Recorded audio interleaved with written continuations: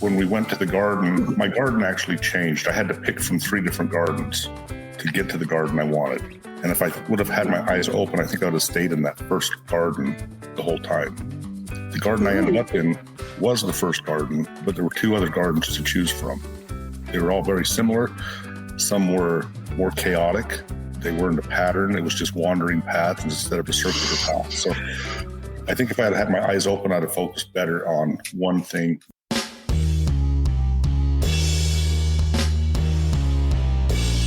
If you enjoy this podcast, show us some love and take a couple minutes to leave a 5-star review. It helps us get found by more listeners, and we greatly appreciate it. Aphantasia is a condition characterized by an inability to visualize mental images in one's mind.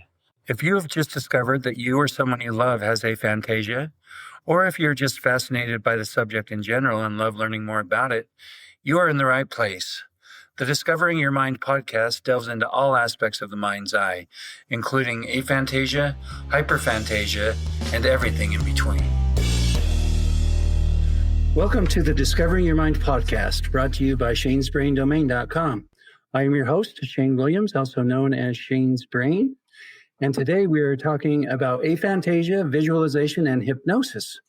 I have several guests with me today, and I'm grateful for each one of them for taking the time to do this today. So welcome, everybody. So I'm going to have each of you introduce yourselves. Just tell us your name, where you fall on the visualization scale, and if you have any experience with hypnosis. So let's start with you, Carrie. I'm Carrie Jensen from Cedar City, Utah. I'm very visual. Been hypnotized one time for a learning disability in high school. All right, Dana. I'm Dana Swindell, and I'm from Slippery Rock, Pennsylvania. I have aphantasia, 0 on all the senses going on up there. And no experience with hypnosis before. Okay, thank you. Robbie? Robbie from Virginia. I'm a visualizer. I don't have any experience with hypnosis. Okay. Alex? So Alex from Montreal. I have aphantasia. I can sometimes see flashes of visuals, but it's only like a picture that someone puts on and then takes away very fast. Hypnosis experiences, I've tried it before knowing I had aphantasia and got very frustrated by the fact that I didn't visualize anything. But then everything made sense after I discovered all this. All right. Thank you. All right, Ellis? I am Ellis, super visual, probably to a fault. No experience with hypnosis. All right. And I am Shane, and I will be participating as well. I have aphantasia and no experience with hypnosis. So I'm excited about this. We have with us today Paulina, and I will have her introduce herself, and then she's going to kind of take over and guide us and teach us and help us, and it's going to be great. So Paulina, welcome. Thanks, Shane, and thanks for the invitation. And hi, everyone. So I'm Paulina. I'm a hypnotherapist. I also have aphantasia, a lot of experiences with hypnosis, obviously. And I hear you, Alex, when you talk about your frustration, because I was really frustrated when I started training in hypnosis. And it was, visualize this, visualize that, which is a whole reason why I started a research project into aphantasia and hypnosis, and why I'm with you today, I guess. Yeah. So I was kind of thinking, before we dive in, some of you said you've got some experiences with hypnosis, others said none. But I'd just like to ask you, when you hear hypnosis, what do you think? What do you think about? What associations do you have with hypnosis? I have 2. I have one that's very relaxing, very calming. It helped me focus when I did it before. But then I've also been witness of the other spectrum, where you do make people cluck like chickens or think they're on vacation or on an airplane that's crashing, things like that. So I've seen both ends of it, and I can see how it can be entertaining, but it can also be very helpful. Mm-hmm. Cool. Yeah, I think the clucking like chickens and all of that kind of gives hypnosis a bit of a bad name, let's put it that way. It's funny, though. Or hypnotherapy. Yeah, it's funny.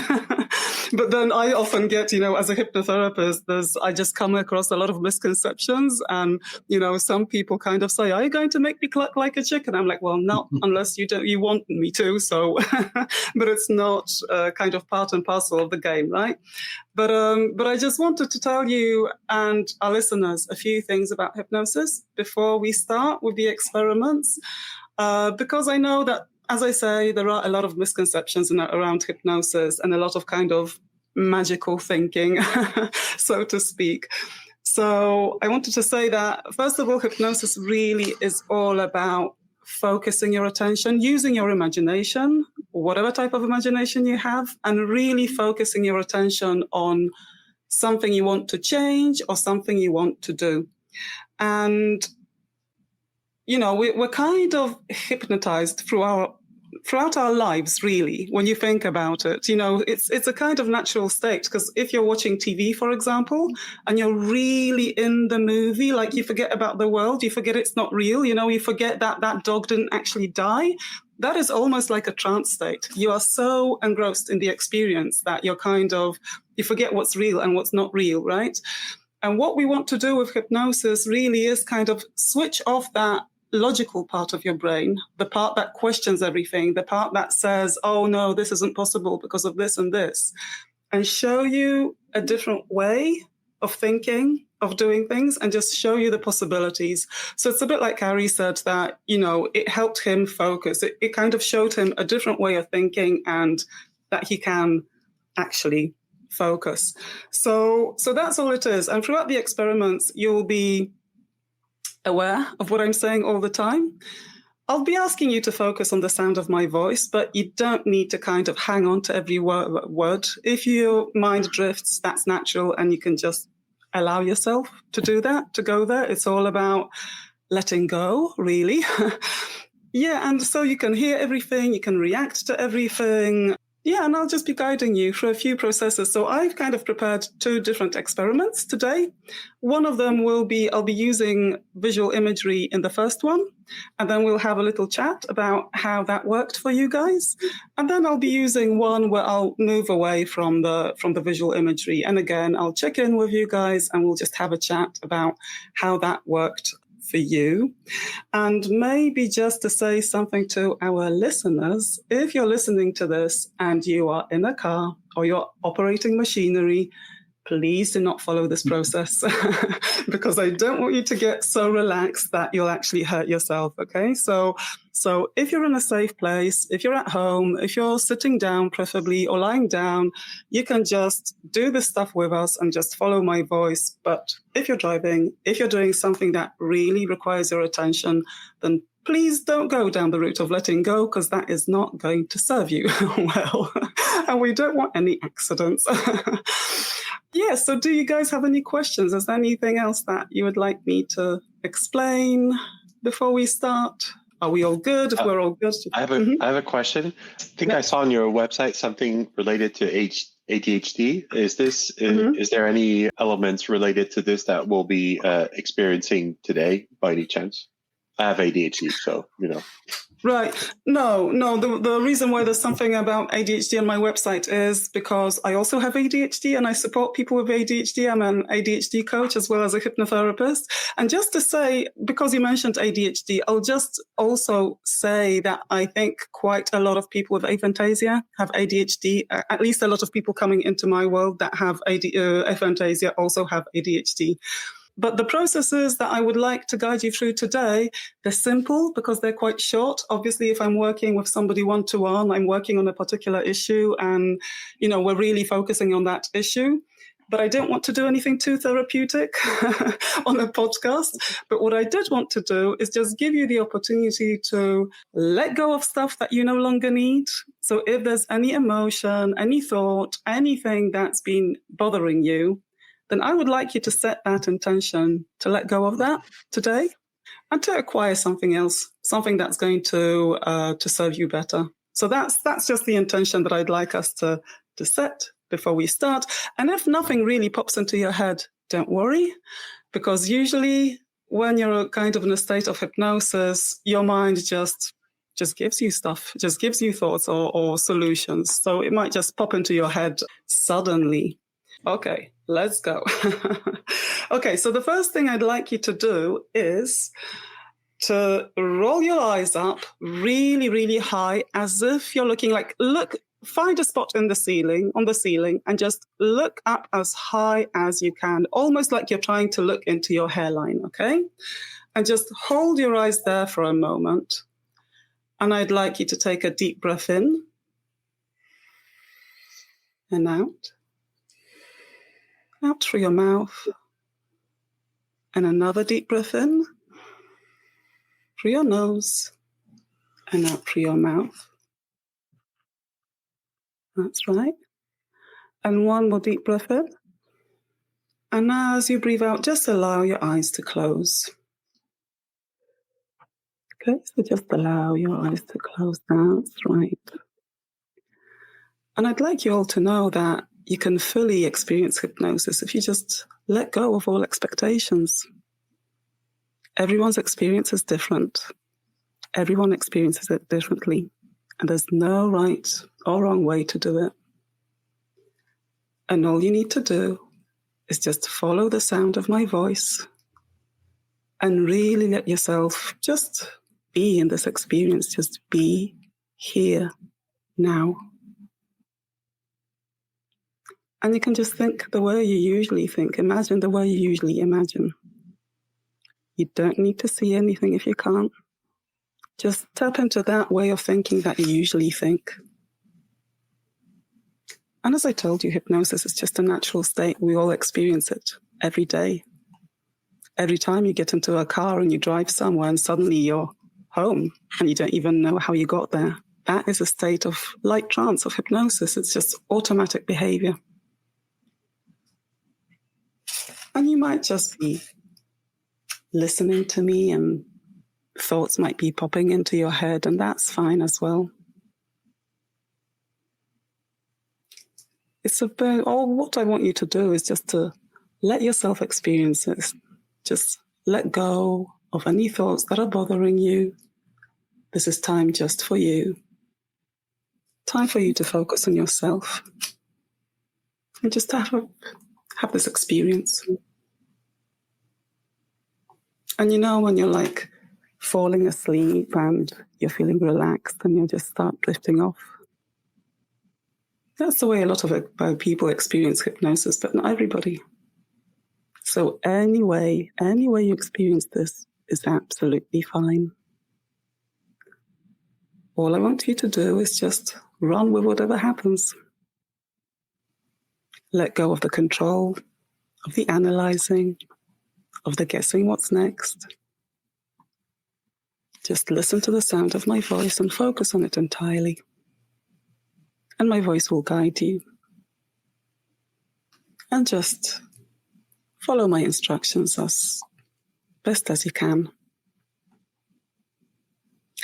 And some people, when they imagine a thing, it starts with a picture in their mind. Other people, as they imagine a thing, it just starts with a feeling, or maybe a sound, or a concept, or just a thought, or something else entirely.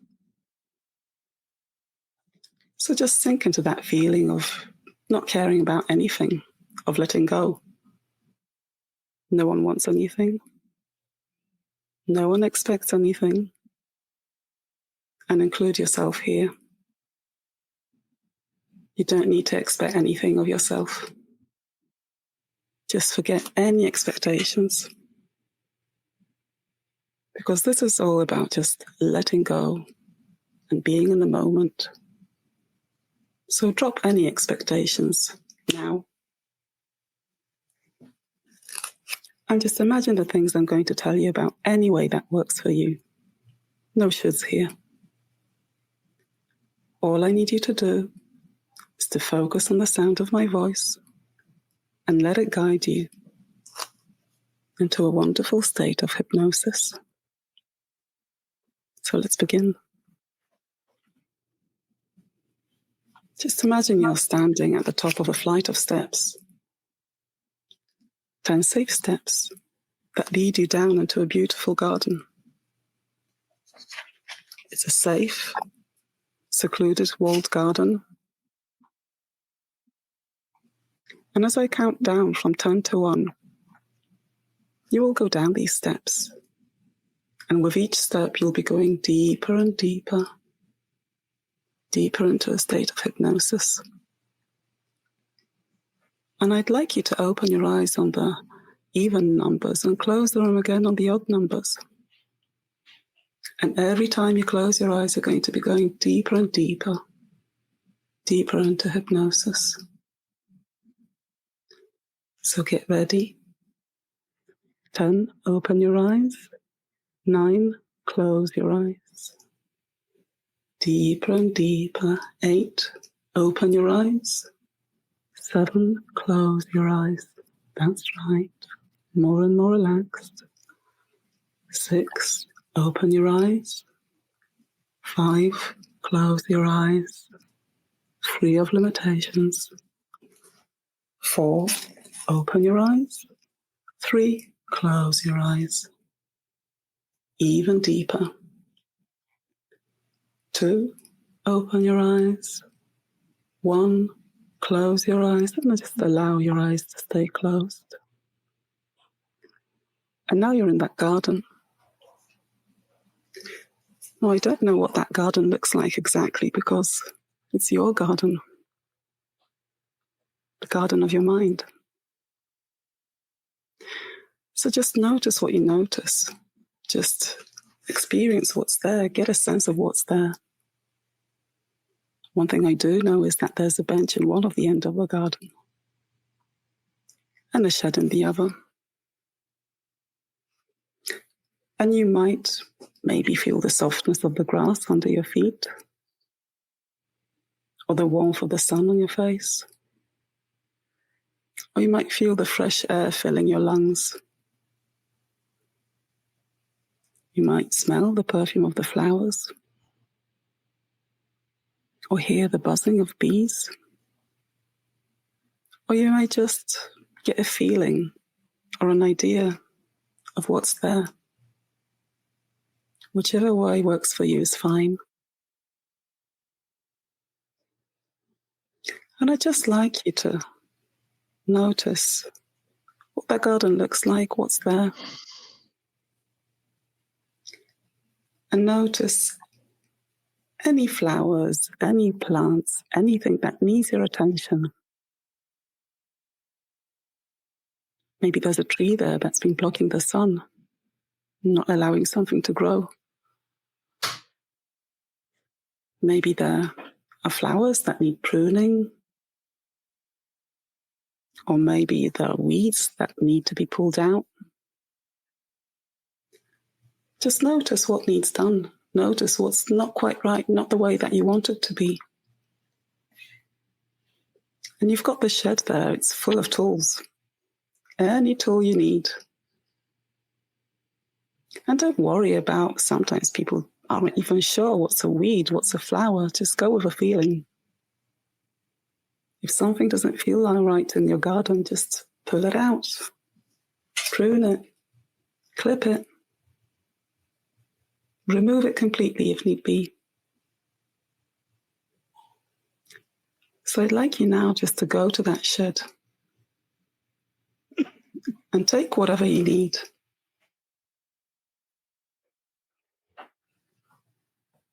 And take it into that garden and do what you need to do. Just pay close attention to what needs to be done.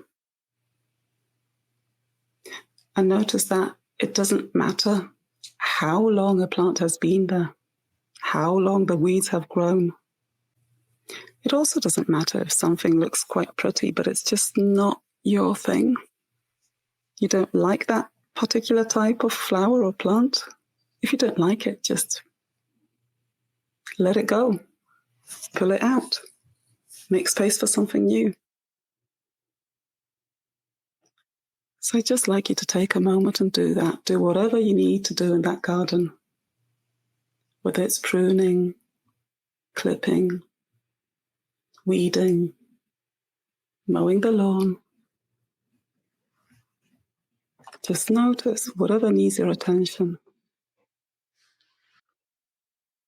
Paying close attention. You might want to walk the whole garden, have a look. And the things that you cut off, you prune, you can just put them on the compost heap.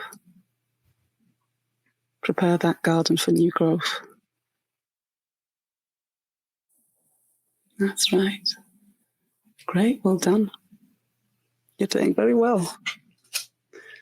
So I'd just like you to take a deep breath in and out.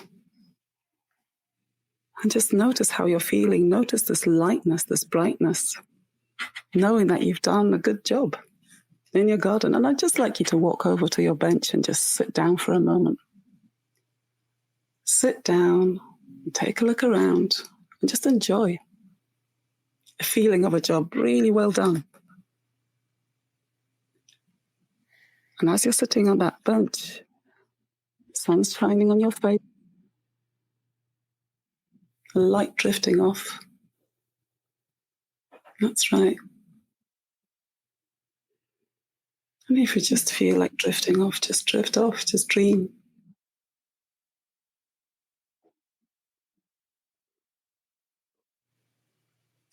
And when you awake, you realize that some time has passed. Maybe a few days, maybe a few weeks. And you see how beautiful your garden is now. How beautifully everything has grown and blossomed. Anything you hear from the outside doesn't bother you at all, just brings you even deeper into hypnosis. And I'd just like you to admire that garden for a moment and just see how well you've done your job and how beautiful your garden is now.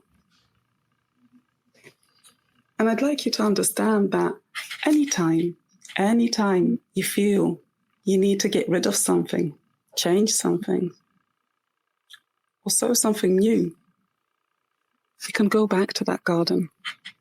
You can go back to that garden in your mind and just do it all by yourself. So from today, you'll be flourishing. You'll be releasing anything you no longer need, anything that no longer serves you, and just going for your dreams and moving towards them step by step, and going back into the garden anytime that you need to. That's right. Just let that sink in for a moment.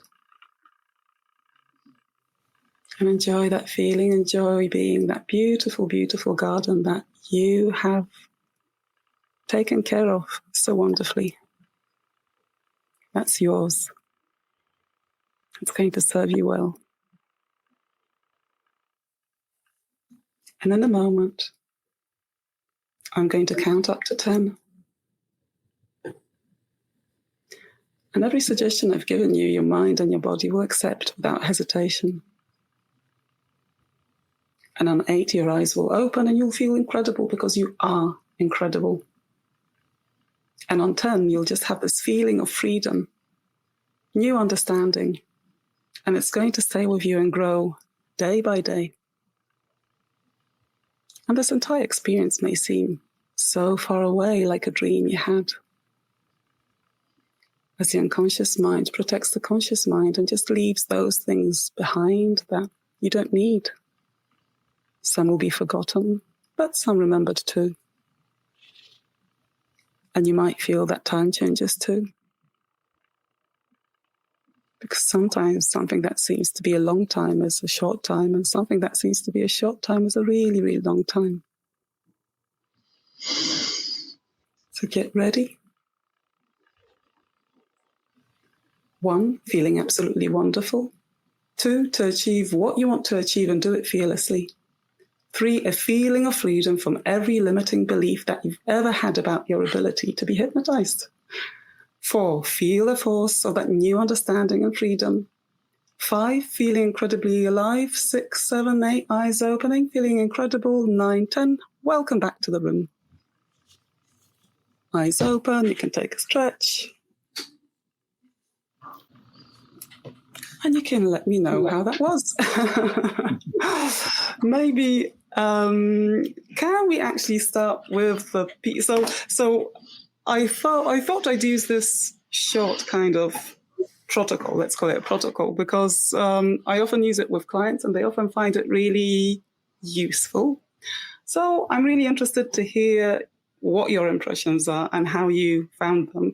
And maybe, if I can, I'll just start from those of you who can visualize, and then we'll move to the non-visualizers, okay?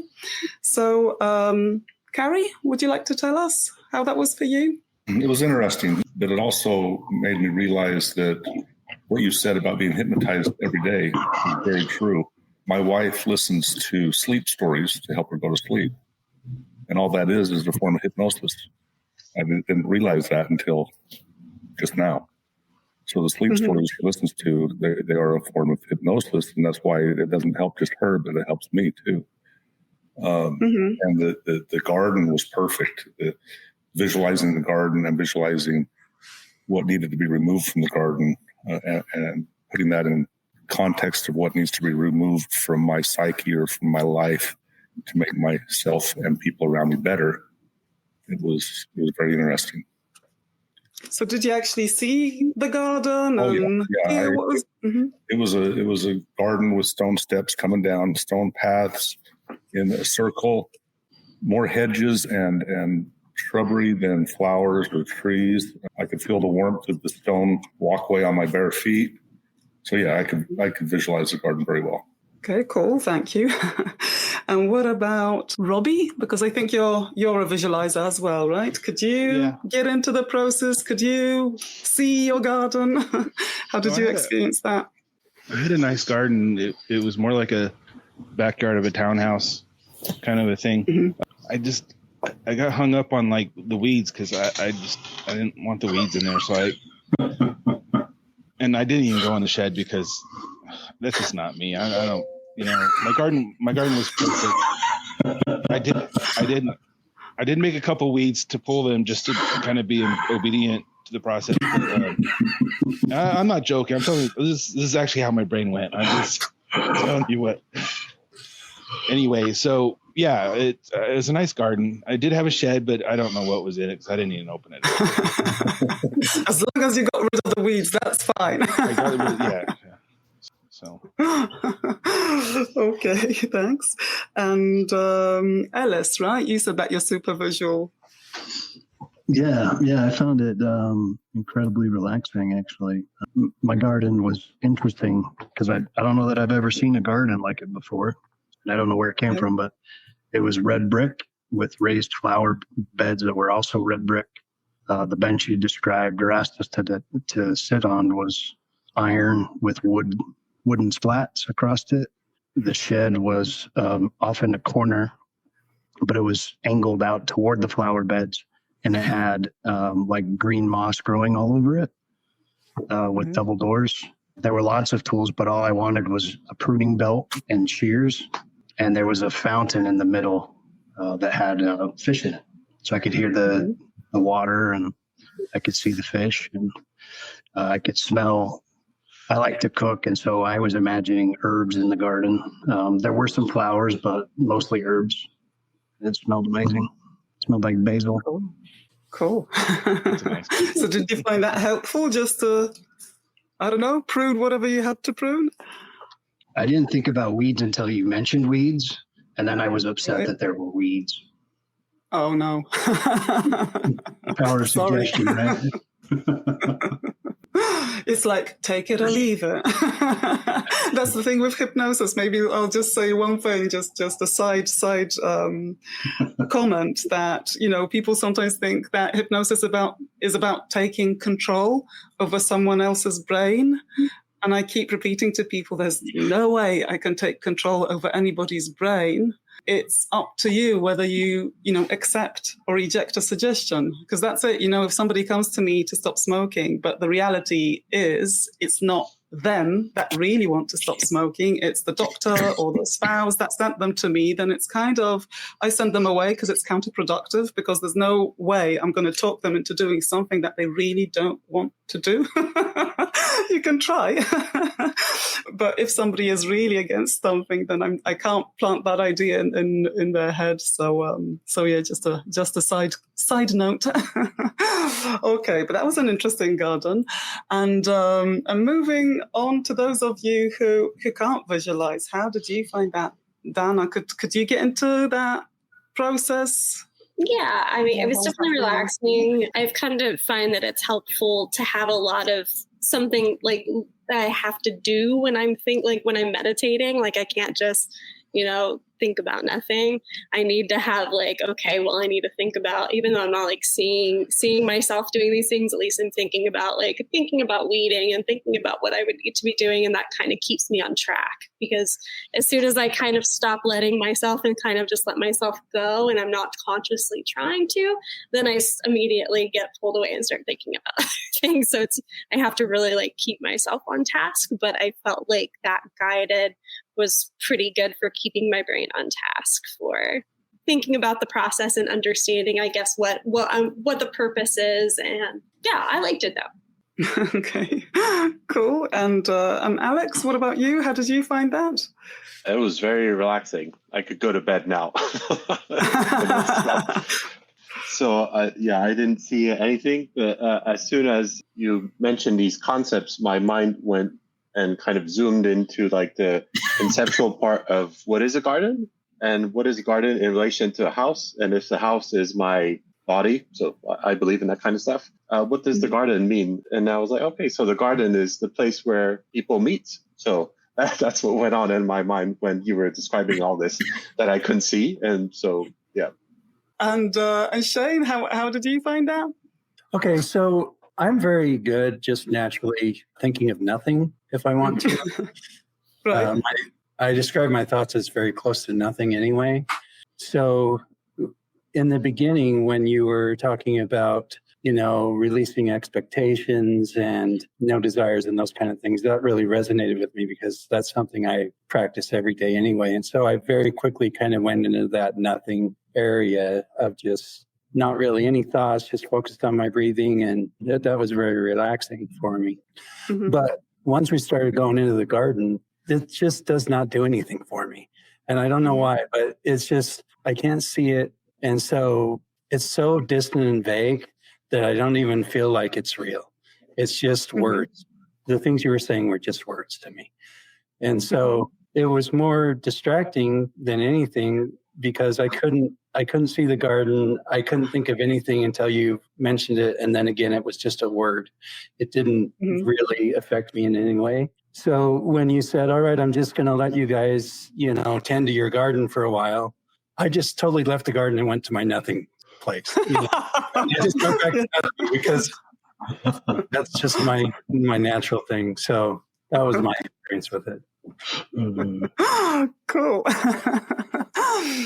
And maybe I'll just say, because this is one of the little kind of protocols that I was taking, because as I mentioned, I've done research on aphantasia and hypnosis, right? And the whole reason I was doing it is because I'm aphantasic. I found all these processes really difficult, and I wanted to kind of take people through different processes to see what works best for people with aphantasia.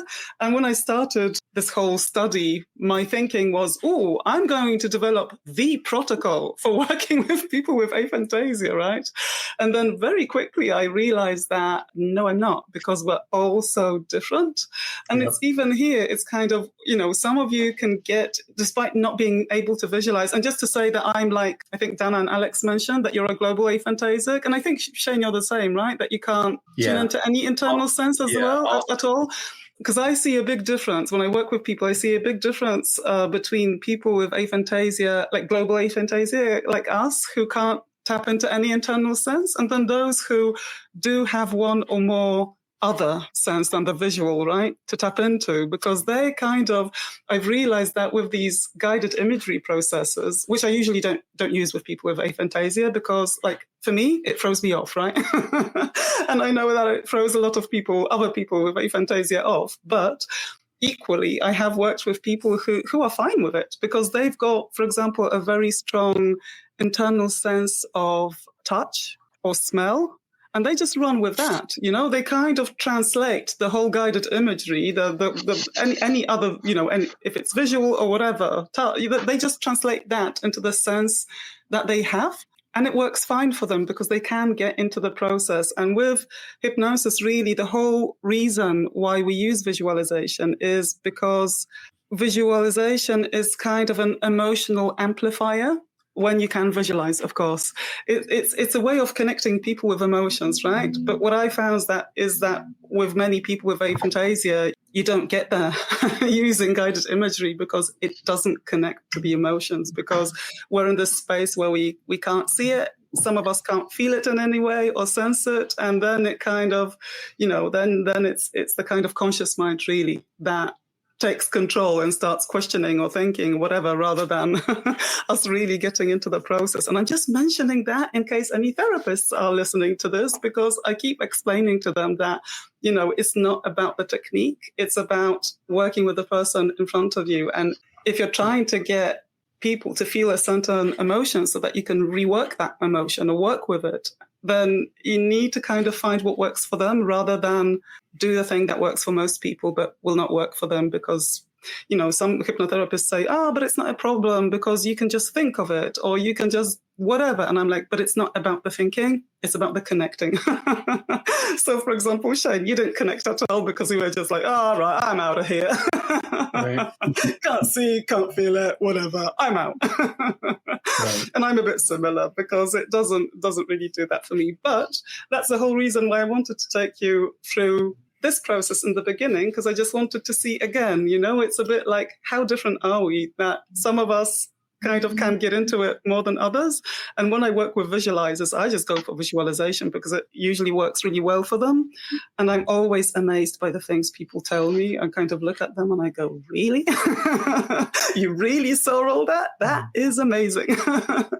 So like Ellis, your garden was very kind of complex and, the flower beds and so on. And also what I've done through my practice is even when I'm working with visualizers, we often have kind of ideas or scripts or whatever, and you give people details like you're walking down wooden steps and you're on this, sandy beach and so on. And I've kind of moved away from that because I'm thinking even for people who can visualize, they might have a different idea of what a beach is than I do, or what kind of steps or door they want to visualize than I do. So I've seen a lot of really prescriptive stuff, but I've kind of moved away from that for that for that reason, not to be too kind of overbearing with my own ideas. But anyway, thanks. That was interesting. I have a quick question before we move on. Yeah. So I've talked to Robbie a lot about this. He's a good friend of mine, and he's told me that he visualizes better with his eyes open than with his eyes closed. So I want to ask Robbie first, was that a hindrance for you at all? Do you think you could have done it better with your eyes open? And the question for Paulina is that anything you've considered before or thought about with having people close their eyes or not? I don't know, because what we did before to focus and to relax made a difference. I think if I was in a different environment, potentially it would have been easier with my eyes open. I'm not really sure, but it didn't seem to be a problem in this case. I think that's a difference, not just for visualizers, but also for non-visualizers. Because I found that with some people who have aphantasia, they actually say they find it, they might not be able to visualize anything with their eyes closed, but they say that sometimes with their eyes open, they do get some glimpses. So I kind of think that is not dependent on whether somebody can or can't visualize. It's just a thing. And the interesting thing for me was when I started looking into research, I'm not sure if you guys have heard about the VVIQ, the Vividness of Visual Imagery questionnaire. It's very commonly used in every research study. It's used as the tool to kind of measure aphantasia objectively. But when I started looking into it, what I found was that Marx, who developed it, he ran 2 tests. And the first one was, he ran the VVIQ twice. And the first time was with your eyes, well, I don't know if it was the first or second, but once it was with your eyes open and once it was with your eyes closed. And then he would take the scores together. And that was really interesting for me because I think we've moved away from that in research. But it is a thing that some people seem to be able to see better with their eyes open, to see imagery better. I think visualizing with your eyes open is easier to focus in my case. As soon as we closed our eyes, I could visualize the spot on the ceiling I was looking at. But when we went to the garden, my garden actually changed. I had to pick from 3 different gardens to get to the garden I wanted. And if I would have had my eyes open, I think I would have stayed in that first garden the whole time. The garden I ended up in was the first garden, but there were 2 other gardens to choose from. They were all very similar. Some were more chaotic. They weren't a pattern. It was just wandering paths instead of a circular path. So I think if I had my eyes open, I'd have focused better on one thing. I close my eyes to go to sleep at night, and my mind goes everywhere. It's a living nightmare, literally, because my mind never shuts off. But with my eyes open, I can focus better.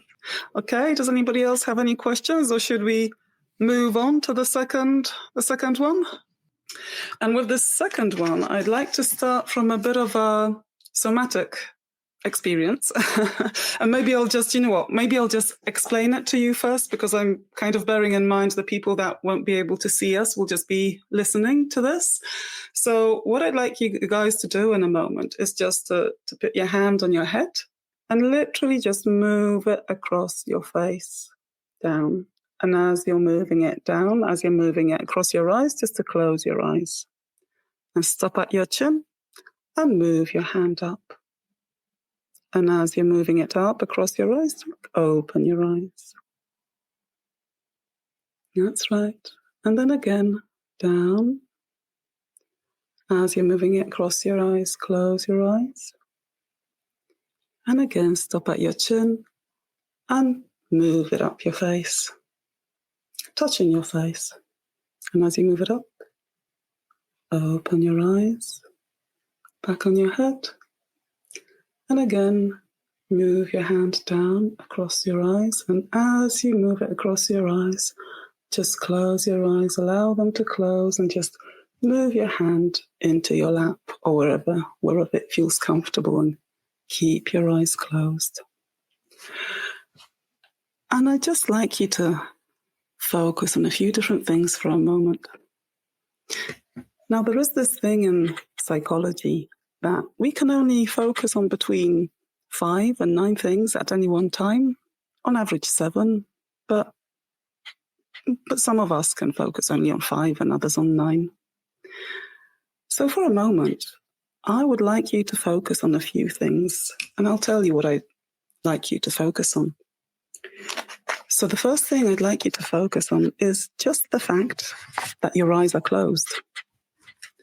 So I'd just like you to focus on the fact that your eyes are closed and how good it feels just to be able to keep your eyes closed for a moment and just allow them to relax. And as you're focusing on that first thing, I'd like you to focus on the second thing. And the second thing I'd like you to focus on is just your breath. So I'd like you just to feel into how you're breathing without having to change it. Just feel into how good it is just to breathe. Your body just doing it all by itself, you not needing to do anything at all. And just focus on your breath. So now you're focusing on 2 things. On the fact that your eyes are closed and how good it feels just to allow them to close for a bit. And the second thing is just your breath and how good it feels just to be alive, just to be able to breathe, not even thinking about it. Your body doing it all by itself. And then the third thing I'd like you to focus on is just the sound of my voice. The sound of my voice as you allow it just to relax you deeper and deeper, deeper and deeper relaxed. So now you're focusing on 3 things. The fact that your eyes are closed and how good it feels just to allow them to be closed. Focusing on your breath, and just feeling into that breath. And you're focusing on the sound of my voice, allowing it just relax you deeper and deeper, deeper and deeper relaxed. And the 4th thing I'd like you to focus on for a moment is just the temperature in the room and how it feels against your skin. Because with your eyes closed, it's often easier to tap into feelings, emotions, sensations that we don't usually pay attention to. So I'd just like you to focus on the temperature in the room and how that feels on your skin. So now you're paying attention to 4 things. The fact that your eyes are closed and how nice it is just to let them relax for a while. And you're focusing on your breath and just the feeling of breathing and being alive. And you're focusing on the sound of my voice as you're allowing it just to relax you deeper and deeper. And you're focusing on the temperature in the room and how it feels against your skin. So now that you're focusing on 4 things, I'd like you to focus on the 5th thing. And that 5th thing is just your seat and how it supports you, how it supports your back. So just feel how that seat supports your back, how good it feels just to be supported. So now you're focusing on 5 things. The fact that your eyes are closed and how good it is just to let your eyes just relax for a moment. Then you're focusing on your breath and how it feels just to breathe and to be alive. And then you're focusing on the sound of my voice as you allow it to relax you deeper and deeper, deeper and deeper relaxed. And then you're focusing on your seat, just on that feeling of being supported and how good it is, how good it feels just to be supported. So now that you're focusing on 5 things, I'd like you to focus on the 6th thing. And the 6th thing I'd like you to focus on is just how your clothes feel against your skin.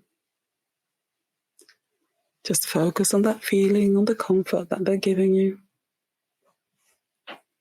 Just focus on that feeling of your clothes against the skin. So now you're thinking about 6 things. You're thinking about the fact that your eyes are closed and how nice it feels just to let them relax from time to time. You're focusing on your breath and just thinking how good it feels just to be able to breathe, to be alive without having to do anything at all. And you're focusing on the sound of my voice as you're just allowing it to relax you deeper and deeper. And then you're also thinking about the temperature in the room and how it feels against your skin. And then you're also feeling into the seat and how it's supporting your back, how that feels. And then the 6th thing you're thinking about are your clothes. Just the feeling of your clothes against your skin, the comfort. So now that you're thinking about 6 things, I'd like you to think about the 7th thing. And the 7th thing I'd like you to think about is your feet against the floor and how that feels. How do your feet just feel they're against the floor? So now you're thinking about 7 things. You're thinking about your eyes and how good it is just to close them from time to time, allow them to relax completely. You're thinking about your breath and how wonderful it is, how wonderful it feels just to breathe. No effort at all. And then you're also focusing on my voice. As you allow it to relax you deeper and deeper relaxed. And you're focusing on the temperature in the room and how it feels against your skin.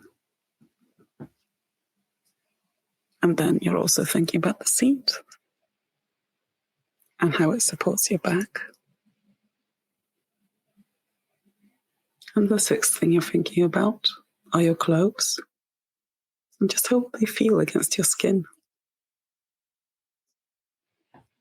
And then the 7th thing are your feet on the floor and how your feet just feel against that floor, also supported. And now that you're thinking about 7 things, I'd like you to think about an 8th thing. And the 8th thing I'd like you to think about is just the feeling of hair on your head, any type of hair you have. Your hair, your beard, just how that feels. It's a weird thought, isn't it? Weird feeling to suddenly feel it. So now you're thinking about 8 things. Thinking about the fact that your eyes are closed and just how good it feels just to let them relax for a while. You're also thinking about your breath. And again, how wonderful it is just to breathe, just to be alive. No effort required. And then you're also focusing on the sound of my voice as you just allow it to relax you, deeper and deeper relaxed. And then you're focusing on the temperature in the room and how it feels against your skin. And then you're also focusing on your seat, on your back, how it's supporting your back. And you're also thinking about your clothes and the feeling of your clothes against the skin. And then the 7th thing you're thinking about are your feet against the floor and how the floor is just supporting your feet. And then the 8th thing you're thinking of is the feeling of your hair on your head, on your face, your beard, your hair, and just how weird it is just to feel that for a second. And now that you're thinking about these 8 things, I'd like you to think about a 9th thing. And the 9th thing that I'd like you to think about is just how good it might feel just to let go of thinking about all the other things. Just let them go now and just relax completely without any need of thinking about anything. And in this relaxed state, it's sometimes easier just to focus on the things that we need and make the changes that we want to make. Because the body relaxes the mind and the mind relaxes the body. And the deeper you go, the better you'll feel, and the better you'll feel, the deeper you'll go.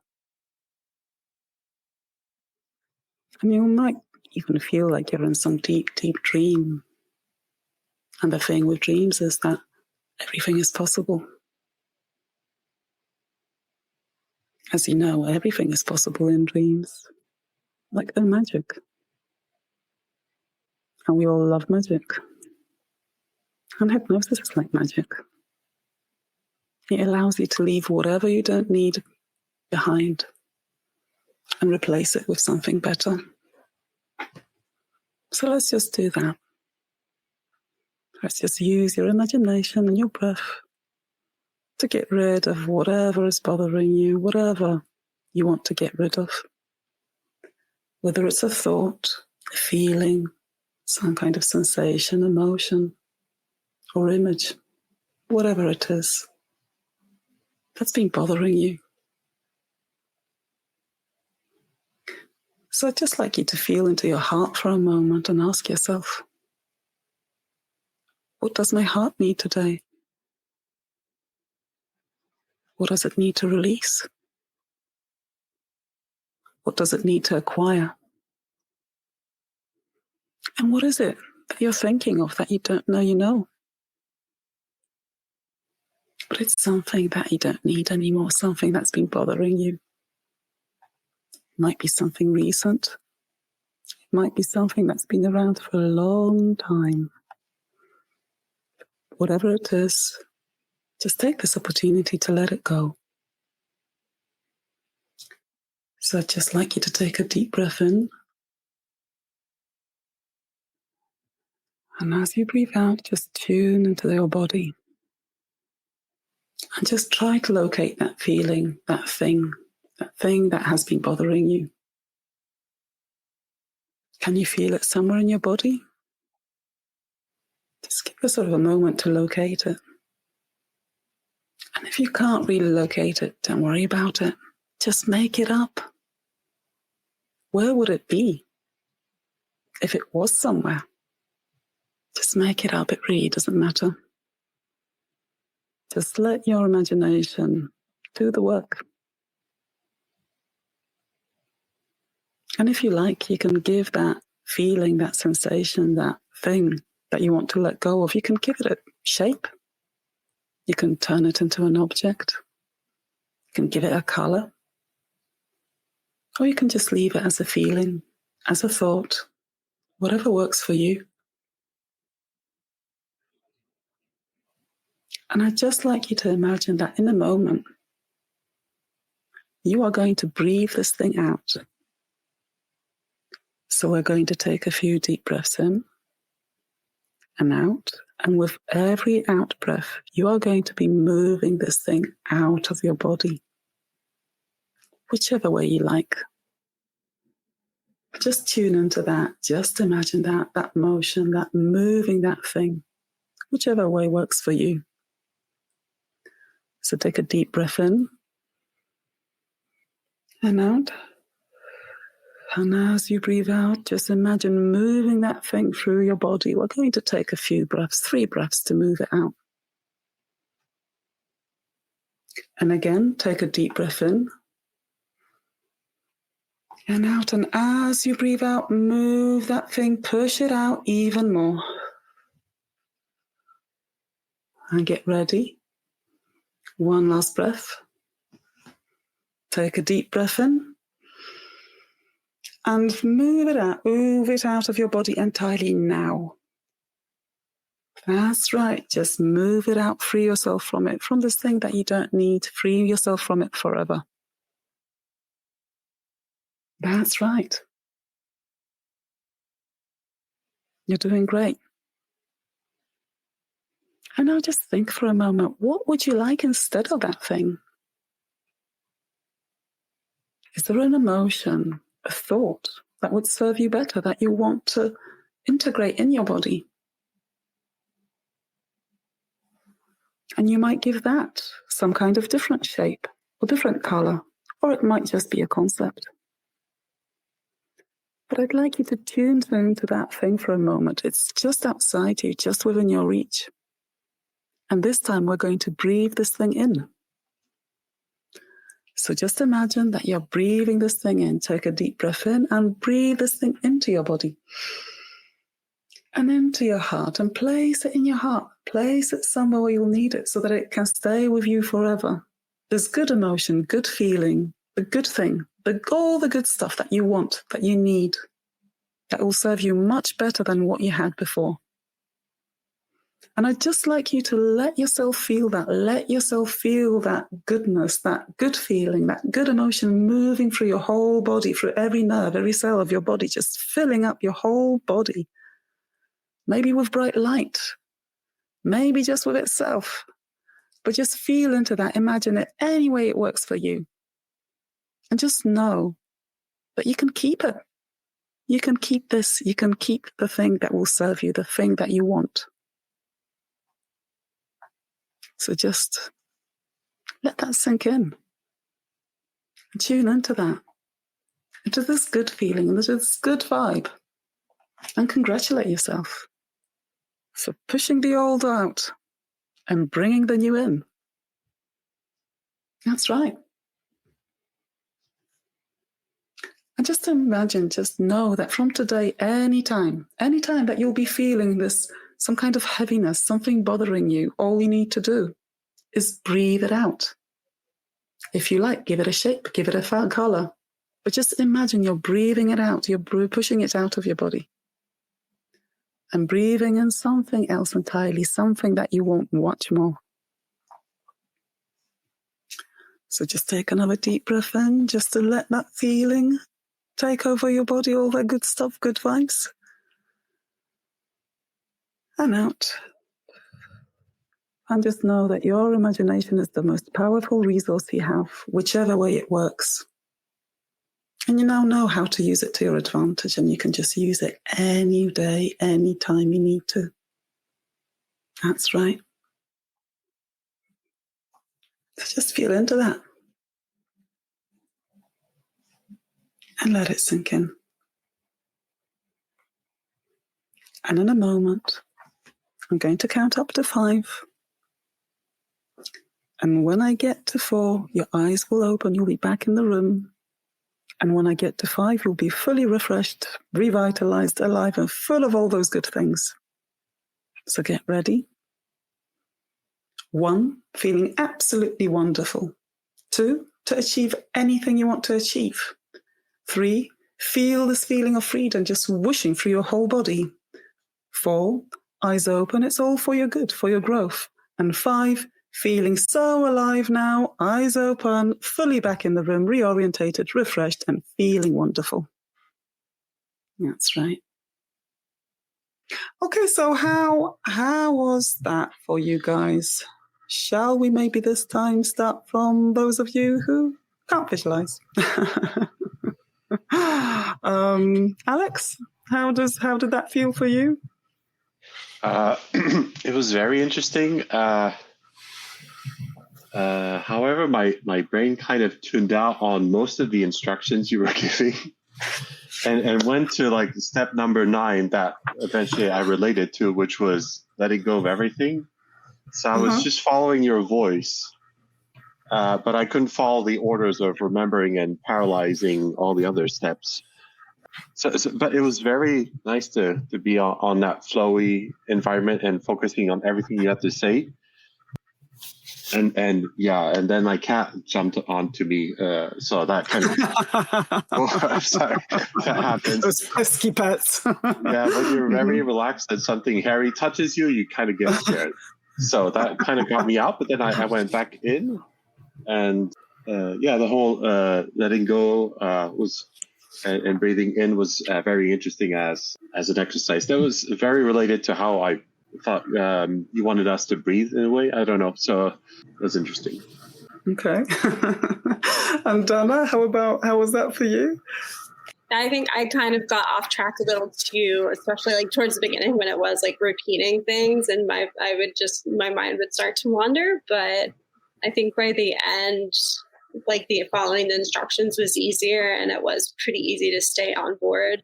I don't know if I felt more relaxed. Like at the beginning of the first one, I felt really relaxed. I don't know which one really gave me more of that relaxed feeling. But yeah, I felt like it was good and I was able to really follow along with this one. Okay, cool. And Shane, how did you feel about this one? This one worked way, way better for me than the first one did. The first one, when you're asking me to visualize, it just made me frustrated. Yeah. That's usually my reaction when people start asking me to visualize stuff. So with this one, there was none of that frustration came in because I wasn't being asked to visualize anything per se.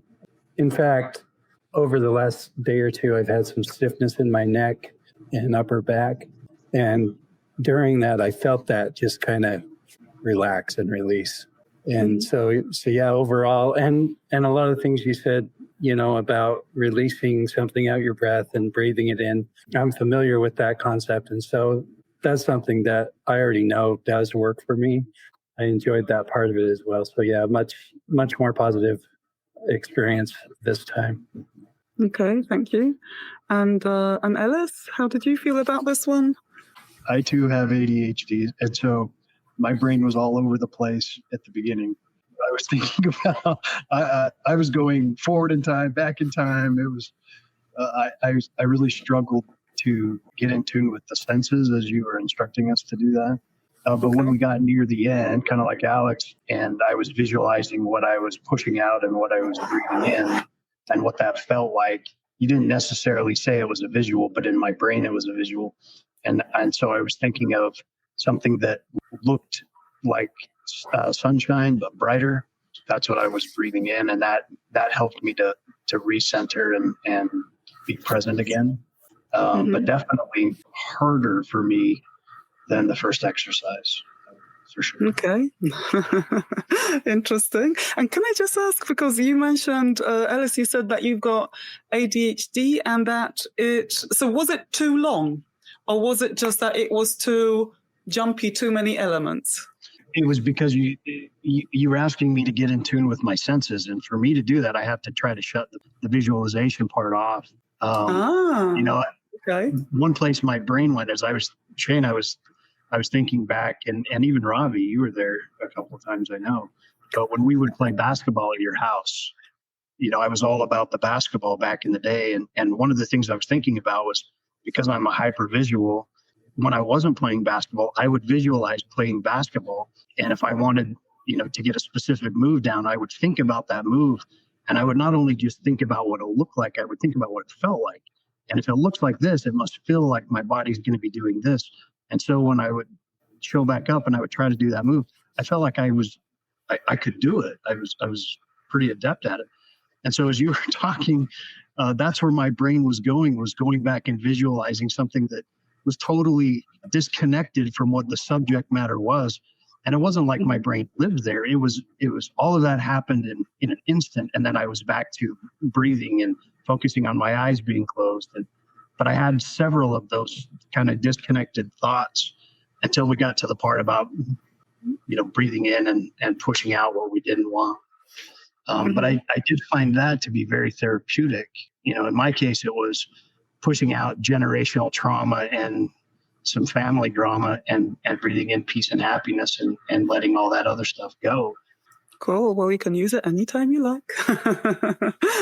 Focus on your breath a bit and then you can take your mind there. And Robbie, how's that for you? I think it's really interesting how much Shane loved that one and how much I was like, I don't understand what just happened. There was in a good way or a bad way. Well, there was nothing to look at. Even like to push the thing out, like, wait, what is the thing again? And it was like, can I just go sit in my garden for a while? Because I don't understand what's happening here. I got some weeds to pull. And I'm trying to keep up with the things I'm supposed to be thinking about, but it's like I'm being in a sterile room with no pictures or windows or anything like that. And it was just I struggled with that one, but I just thought it was amazing that this Shane loved that one, and I was like, okay, well I guess we're not the same. No, definitely not. I can assure you, we're definitely not the same. Okay, and thanks, Robbie. Yeah, I could see that you were kind of like opened your eyes and you're like, not very happy. And Carrie, how was that for you? I struggled with that one as well. I was able to relax, but as we were going through the 8 things to concentrate on, coming up to the 9th, I had 3 other things coming into my mind that I was concentrating on. And I think it goes back to my previous employment, where I was literally on call 24 hours a day, 7 days a week. And I could never let it go. And so the whole time we were doing that, I had projects that I'm doing for customers coming into my mind. And oh my God. I've got a customer that wants me to remove tile from one room and save the tile and put it in a different place in the house. And I'm trying to explain to them, I can't guarantee I can save this tile without breaking it. But then I went to another customer's house yesterday and removed a tile countertop. and I was able to save the tile off the countertop. So it's like, why can I do it here, but I'm not confident that I can do it over here? And that just kept coming into my mind. So was what I tried to push out. I was able to visualize the item I wanted to push out, and it's that letting go of work, pushing work out for the weekend, getting rid of work for the weekend, enjoying my weekend. And I don't care what's going to happen because it's still going to be there Monday, and I can welcome it back in on Monday. And I want to bring in the weekend and enjoy it. And actually, towards the end of that, I was able to think less about the tile problem. I actually got my mind to go almost blank and not see anything at all, which was very nice. It was very relaxing. But I did the first half of that. I really struggled. Bad. Okay, thank you. That's really interesting because the first half, I mean, the one where you're thinking of things, right? I'm asking you guys to think of things. That's a so-called confusion induction. And I often use that one with very analytical clients because the thing is, you cannot hold to that many things in your mind. But it's really interesting because I use it with a lot of analytical clients who can't visualize. Well, it depends because you two guys, like Alex and Dan, I didn't quite tune into that part either. The people I've worked with so far were much kind of tuned into could much easier tune into that kind of, it's confusing, so I'm not going to think about it and I'm just going to let go because it's too much to think of, right? And that's the kind of object of this so-called induction. An induction is a kind of introduction to the hypnosis process, right? I found it interesting that, Alex and Dana didn't quite like it and that the three visualizers hated it. That's really interesting as well. But I have to say that is not, let's not generalize because it's not the same for all people that can visualize, because I've definitely worked with visualizers for whom this has worked very well as well. But I found that really, really interesting. And I think this is where the kind of different imagination spectrum really comes in, right? All of you who can visualize said, there was nothing to visualize, so my mind kind of went off. It kind of ties into what Dana was saying earlier and what my experience is with things like meditation, for example, that if people are trying to take me for a guided meditation, I'm like, there's nothing for me to look at, so I'll just go through my shopping list in my head. And I get really stressed. So I found it quite interesting that your experience was almost the opposite, right? Can't see anything, so we'll think about other stuff. Or maybe the same, but kind of induced by a different process. So that was quite interesting for me. So because some of you said you've never experienced hypnosis before, and I just wanted to ask you about what you think about this whole experience, and do you think it could help you in any way, if it was helpful, if it was, I don't know, interesting, if you would do it again, if you just think, no. I'd be really interested to hear your thoughts on that. This was really interesting for me because honestly, in retrospect, with YouTube videos or other things, meditation things that I've done, I've come very close to this. And every morning I do what's called my wander ponder, where I just start the day with a walk and just pondering and meditating and bringing positive things into my mind and stuff. And so this was very similar experience in a lot of ways to that. But I did have, in that second exercise, I did have a little more profound experience than I've ever had before. So I think that's interesting, and I'll think more about that and why that was. That's my 2 cents on it. And I do have another question. The countdown to get you in and the countdown to get you back out kind of a thing. What is the purpose of that? And that's, again, one of those things that really does nothing for me. I don't notice any difference. And I was wondering if other people do, or what the purpose of that is.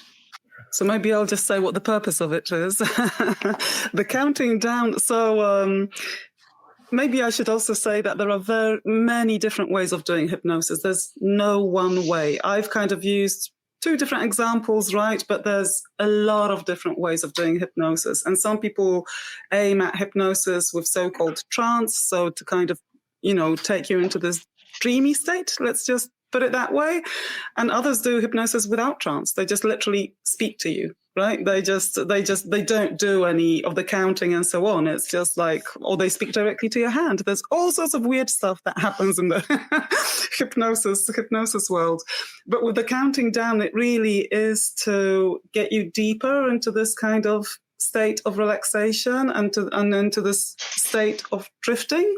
That is the aim of the counting down, really. And with the counting up, it's the opposite, right? It's to kind of reorientate you and get you back into the state of conscious awareness, because some people go like really, really, really deep and really need this counting up to bring themselves back. Okay, so if I'm not experiencing that, is it safe to say hypnosis works for me in whatever way it works for me, and it doesn't have to okay. Yeah, because that's something I want to underline, that there's a difference between being in a hypnotic state and the change work actually happening.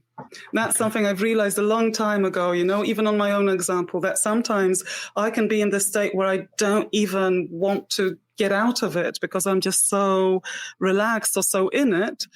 But the suggestions, the change work isn't happening. And it really doesn't matter, because as I say, sometimes we just do conversational hypnosis. It really is not a prerequisite for you to be in a God knows what kind of state. The most important thing is that something we say or do really connects with you deeply and allows you to change a thought, an emotion, and just put you on a different path. It's all about the neuroplasticity of the brain. For some people it works, trance comes together with suggestibility, but I know that that's not always the case. So I don't make generalizations about that. Anything else that somebody would like to share or say? Or thinking of these two experiments, the first one, I think I was more comfortable with as a non-visual because I'm used to thinking about visual stuff non-visually. I know this sounds maybe a bit paradoxical, but so when you say a visual word, I can expand on a concept. Mm-hmm. And so that puts me in a state where I think I'm more relaxed because my mind is wandering off. In the second part, where it was very specific, I think that kind of narrowed it down. And I think that's what I didn't like in the second one. It was more restrictive to my mind wandering off with concepts. I thought it was very helpful. I think it made me realize some things that I need to change, some things that I can put away, put some things on the back shelf and concentrate on other things, put other things on the front shelf. I appreciate the time. Yeah, I didn't really know what to expect, but again, it's very similar, because I've done meditation classes and it was very similar feel to that. And I just wasn't really sure of how, I wasn't sure what to expect of, if you had to be in a trance state for it to make a difference. So yeah, it was interesting to feel that relaxation. And yeah, it was really nice. I would definitely try that again. Cool, I'm glad. And and as I say, with these things, I always say to people, your imagination is so powerful. We just need to learn to use it in the right way, because often we get into this anxious state, right? Thinking, what if something goes wrong? What if they don't like me? What if I don't know, bomb this? And I keep saying, reframe, imagine it. If you're already imagining it, imagine it in a positive way, because at least you'll be calm and nothing bad, there'll be no negative side effects apart from you expecting something good to happen and not being stressed about it rather than something bad to happen. And my top tip for everyone is always, when you're getting anxious or stressed, it is to actually do that deep breathing in through your nose and then out through your mouth almost twice as long as through your nose, because that's the basic way to reset your nervous system. And if you take one thing away from today, that would be my top tip. Anytime you're in an anxious state, start doing that and then pick a better thought. Because it really is within our power to pick a better thought. And if you're thinking about, you can do stuff like I'm breathing in calm, I'm breathing out tension, or I'm breathing in peace, I'm breathing out the whatever you don't need. And that can work really well. And you don't need to visualize. You can, you don't have to. All right. Well, that is pretty much it. Thank you, each one of you, for coming here today, spending the time to do this. Personally, I thought it was fantastic, and I think it really adds to the conversation of aphantasia and highlights the thing that I always talk about is you are 100% unique and beautifully unique, and we should celebrate those differences. And I think we did that here today. Paulina, thank you so much. This was great. You did a fantastic job, and I think we're all better for it. So thank you so much. You're welcome. Thank you. Thanks. And thanks for being so, participating and just being so open to just going with it. That's always really good. So thanks. If you like what you hear, please subscribe, follow, and engage with us, and share it with your friends and family as we continue to explore this fascinating subject. For additional information about this episode or Shane's Brain, check out the show notes. Thanks for listening to the Discovering Your Mind podcast. You are beautifully unique.